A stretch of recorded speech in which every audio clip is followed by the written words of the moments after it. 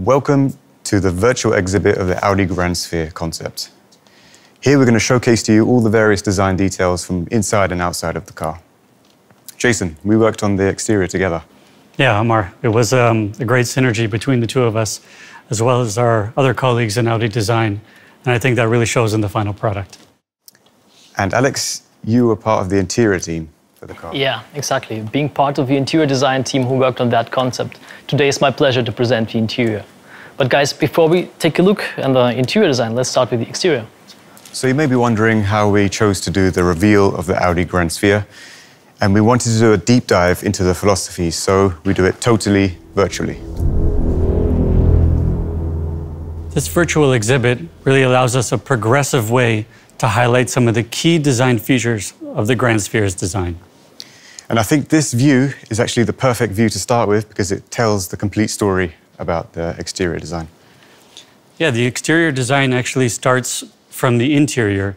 So this idea of first-class travel is something that really gave us the base for which we could wrap our exterior around. Exactly. So the first-class row is in the front, and therefore in the rear we could just have a lounge, and that meant for us that we could do a coupe-like body. And this coupe-like body sits on this really generous, muscular architecture, but it's not overbodied, it's quite tight on the car. Yeah, the proportions were really key on this car. So a D-segment car, but having a very different architecture in the cabin allowed us to have also a different architecture on the body. So something very fluid, very generous, and actually very sporty in the end. That's right. And I think our philosophy from the beginning was always to be very true to the history of the brand, true to what this car represents, true to the zeitgeist. And that meant also our decisions on the car had to be quite correct. For example, we have our UFO line, which travels around the entire car.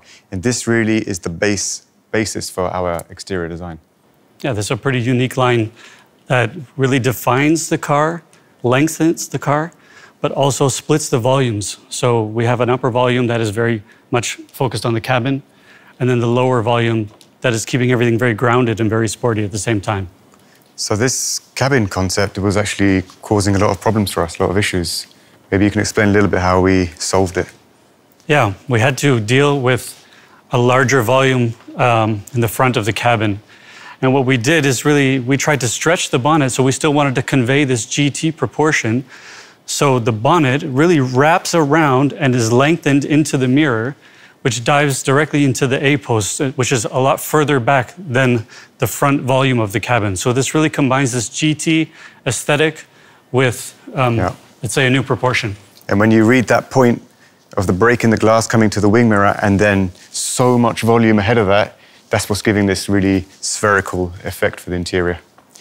I think what's helping a lot for this car is the extreme angles at the front and the back. This is creating a really cool dynamic to help offset this large cabin. Yeah, the car has a lot of direction while still remaining quite level to the ground with this UFO line.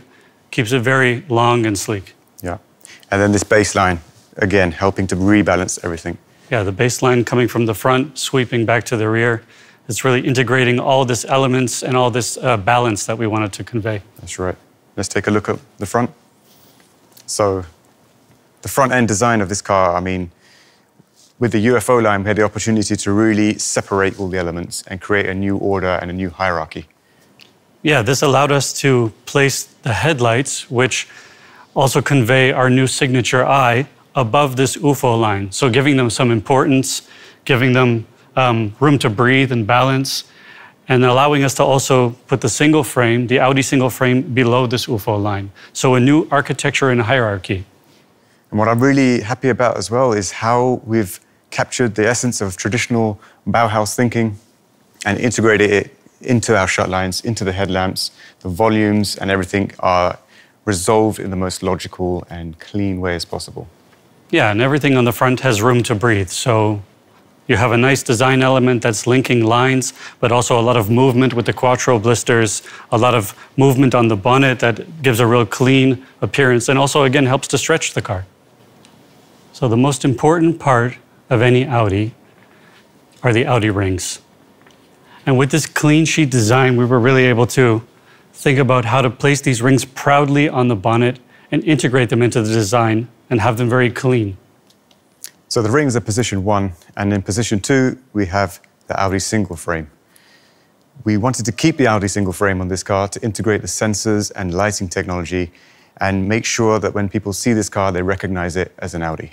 Yeah, the single frame is something that's very iconic, but also iconic for Audi has always been lighting. And the new signature eye that we introduced on the grandsphere really shows this really premium approach to having a graphic that is actually derived from the Audi rings, that is really strong and really iconic. And I think sticking with this logical approach to the car design, the cohesive way that we tied everything together, we decided to take the exact same graphic and put it on the back of the car. And also with the rear rings, they have the exact same treatment, mirroring the front. So I think now we have a very powerful and unified design. Now let's talk about the rear end. Again, the most powerful view of this car. All of the lines are flowing to the rear. All of that surface energy is coming around to the back, creating a very strong, dynamic and GT character. Yeah, and all of that power, as you mentioned, is really pulling back, but it has to also be balanced. And the way we did that was having a really prominent diffuser.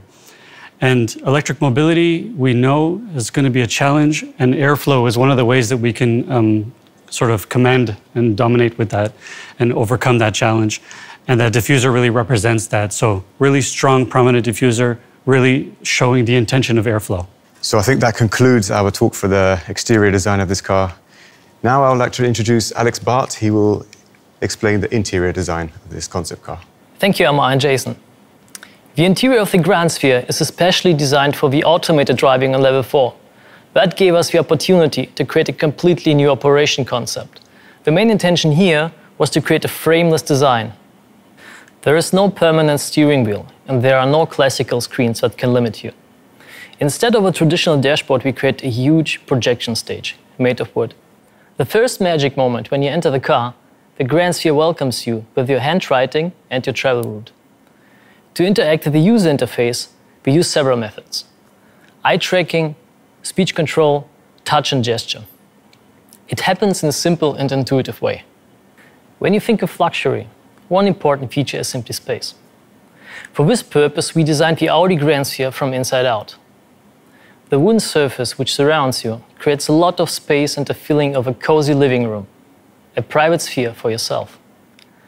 The result is a cabin that offers tremendous space and totally new options to spend time during a journey. Space means pure luxury, especially when you drive long distances. The generous portal doors give the passengers comfortable access to this private space. The Audi grandsphere offers you many opportunities to relax and enjoy the ride. Let's have a look in detail. The most comfortable seats are now those in the front row. They are designed to perform in drive, entertain, and relax position.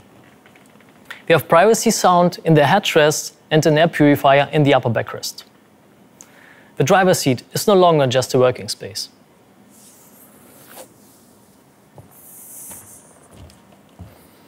The passengers in the first row can move into permanent relax mode. Without the steering wheel, you can watch movies or just enjoy the ambient projection. I love the totally new entertainment features and the revolutionary control elements. The new MMI touchless response allows you to set up your personal comfort zone. Here you can adjust your seat, temperature and the ambient light. In the relaxed position, you can't reach the MMI touchless response. And this is where the eye tracking and gesture control can shine. You simply look at the MMI touchless response and select the function with a gesture. Now, this is the moment when the driver takes control. You activate the steering wheel via eye tracking and pull it out with a gesture. The steering wheel and our virtual cockpit are now an integrated combination. No matter if you like to drive by yourself or just want to travel first class, the Audi grandsphere gives you all the opportunities based on the level 4 automated driving option. This means a new dimension in comfort while getting to your destination. While traveling, you also have a high-class bar for refreshments. The Audi grandsphere is your private jet for the road. You sit in the first class, in the first row, and enjoy a new dimension of luxury. The car gives you the freedom to choose between driving by yourself or just let the car bring you to your destination. You can relax, communicate, getting entertained, or simply watch the landscape.